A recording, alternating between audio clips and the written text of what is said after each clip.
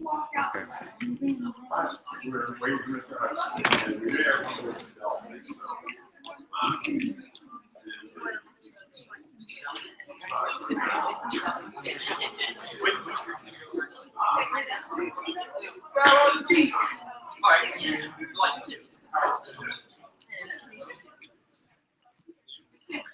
We gotta wait.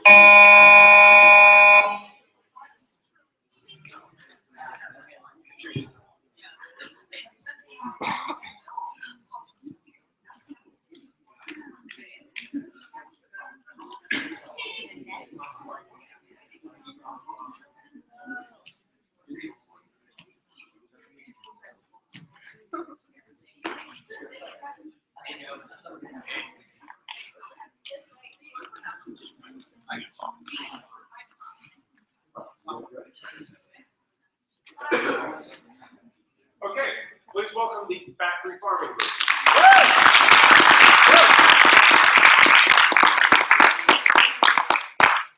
Factory farming began to become popular in the 1930s, between the 1930s and 1970s. Over the ages, factory farming has grown and has had negative and positive impacts on the world. Factory farming is a debatable subject that has caused many controversial issues over a period of time. Although factory farming has many negatives and positives, the negatives highly outweigh the positives. The three main negatives are animal cruelty, the spread of pollution, and the spread of diseases. In the U.S. alone, over 9 million animals die each year, and globally, over 70 million die each year. I'm Ben Dillon, this is Roman Pfaff and Harold White, and we are the Factory Farming Pro side. Factory farming started in 1926. It wasn't by design, but rather of an over-delivery of 450 chickens to a small farm on the Marva Peninsula. In 10 years, there were 250,000 chickens.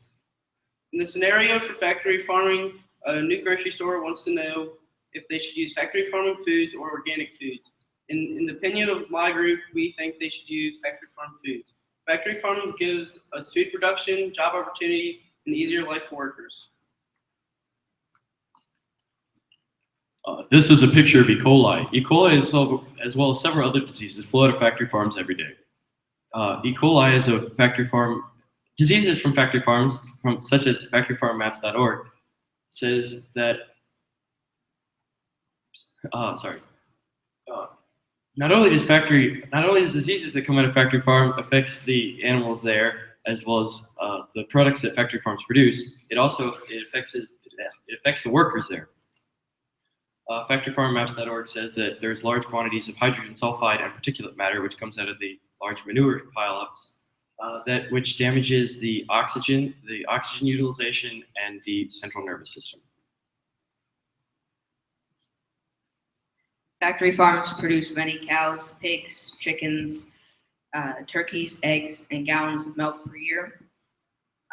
Approximately 100 million cows are produced by factory farms every year, and from the cows that are produced also comes milk.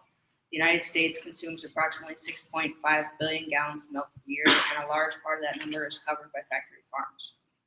The United States also produces 8 billion chickens per year, and 7.2 billion of those chickens are produced in factory farms. Finally, 121 million pigs are produced by factory farms every year. Factory farms are, because they produce numerous amounts of food, cause the price to drop, making it affordable for the people who need it most. Pollution is a major thing that occurs on factory farms all around the world. Adding on to what Joe said about the animal waste containing dangerous toxins such as salmonella and E. coli, this is released into our air and is washed away in our waterways. Over a period of time, waste builds up, and all of this pollutes our air, the air that we breathe and the water that we drink. According to the NRDC, also known as the Natural Resource Defense Council, in 2011, an Illinois hog farm wasted 200,000 gallons of manure into a creek, killing 110,000 fish. This harms the ecosystem, and it threatens to harm the animals and humans. Factory farm gives us many new jobs. Food Empowerment Project states that animal agriculture employs approximately 700,000 full-time and part-time jobs in the United States. This industry is largely defined by the factory farming model. Without these jobs, people would struggle to feed their families. Factory farming gives America the jobs it needs. One of the main negatives to factory farming is animal cruelty. Animal cruelty is the deliberate abuse or simply the failure to take care of an animal. According to Alamo Community College, farmers do not make money unless they properly take care of their animals. Therefore, they use the bare minimum. Chickens and other pheasants are invariably crammed together in a soup of ammonia and feces. They endure painful beak trimming and they are injected with painful growth antibiotics. Pigs are said to be confined in 2-foot wide gestation crates, allowing only enough room to stand up and lie down. The intensive confinement of the animals also causes physical disorders such as obesity and crippling legs. Along with that being said, the air in factory farms is laden with dust and manure. Factory farms and animal cruelty is one of the biggest negatives. However, factory farms are starting to make new laws and legislations to better the welfare of the animals. On small farms, there are usually no other workers other than the farmer's family. They work all week long, every day. On large farms, there are usually more hired workers and the members of the family work less.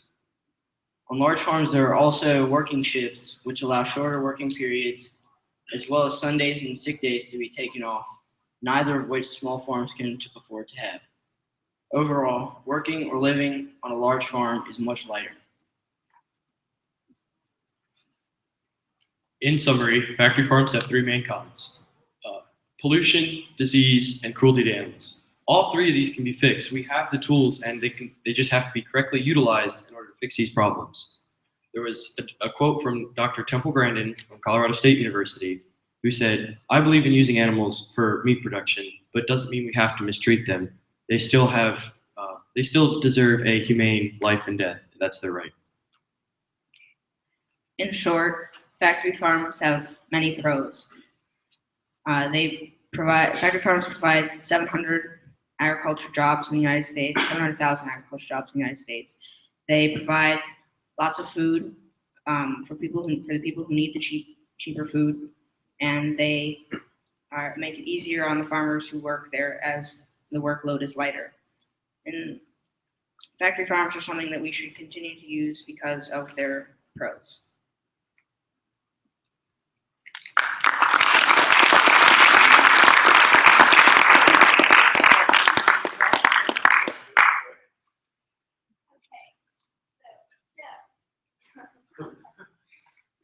I hear that you are living on farm currently. Is that correct? That is correct. Okay. So, through your research, how is factory farming and just living on a farm different to you? Factory farms are it's more of a large scale organization set up so that they're basically they're a capitalistic organization. They're there to make money, and they're there to supply large amounts of meat production out to the rest of the planet, or grain. As a small farm is what I am, it's kind of more of a hobby, because it's less doing it for the business portion and more of just because I enjoy farming. For the pros, how are y'all going to limit disease in factory farming? Usually, one can either use lots of antibiotics or other medicines to decrease the amount of diseases that flow in and out of factory farms. Couple questions over here. Question for the council. Pardon? Question for the council. How would you improve factory farming so it's not the bad things like that, basically? There can be strong legislative action which can correct the problems with animal cruelty, such as frequent inspections, and that also with inspections will decrease large manure pileups. There's manure lakes that they can be formed and built, but actions do have to be, it's legislative actions basically. Back to the first question. Personally, as you as a farmer, if you were offered the job in the factory farming industry, Would you be referring as offering a job as being a business owner or as a worker of a factory farm? I'd probably decline. Factory farms, I don't know. It's more of that. It's more of a career and a commitment. I kind of think small hobby farming is better. Partially just because I enjoy it more. So you said that to improve factory farms, you would get legislation passed. What would you do if the legislation did not go through? That would be a difficult question. Really, if legislative action didn't go, I'm sure that because without it, basically it would keep happening. That's the same reason why you can't really have a continuously productive working country without a set place government. Because without those rules, people aren't going to follow them. People are going to want to make the most way they can make money fastest. Mine is just a clarification question for both sides. What is the actual dividing line between a large hobby farm, like you were talking about, and a factory farm? What is the tipping point when a farm becomes a factory farm? Like, how do you know one when you look at it? I would say that it turns a point from a factory farm or from a hobby farm to a factory farm when they use more of a assembly line scale model, if you would, to basically just get chicks or calves in there, get them as big as fast as they can, and get them out to sell money. Compared to as a normal hobby farm, they don't have to be like that's. It's not all of your money's being put into it. So just to clarify, so like the cattle ranchers out west that have tens of thousands of acres and running 100,000 head, are you considering, because they're not doing the slaughtering, the cattle are loaded up and taken to a slaughterhouse, is that considered factory farming or not? I would say no, because they're not doing the entire process by themselves. They're just responsible for growing the cattle. We're going to have to end it there for questions. Very nice.